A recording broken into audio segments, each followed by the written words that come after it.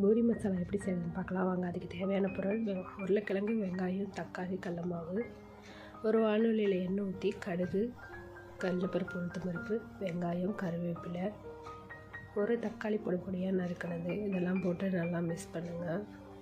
3 பச்சை மிளகா, இஞ்சி பூண்டு விழுது கொஞ்சம், மஞ்சள்தூள், மிளகாய்த்தூள், உப்பு இதெல்லாம் போட்டு நல்லா மிக்ஸ் பண்ணுங்கள். 1/4 கிலோ உருளைக்கிழங்கை வேவிச்சு உளிச்சு வச்சுருக்கேன், அது இதோட ஒன்றா மிக்ஸ் பண்ணிக்கலாம். நல்லா சூடானதும் 1 கிளாஸ் தண்ணி ஊற்றி ஒரு கொதி விடலாம். அதுக்கப்புறம் கடல மாவு 4 டேபிள் ஸ்பூன் எடுத்து வச்சுருக்கேன், அதில் 1 கிளாஸ் தண்ணி ஊற்றி நல்லா மிக்ஸ் பண்ணி எடுத்துக்கோங்க கட்டி இல்லாமல்.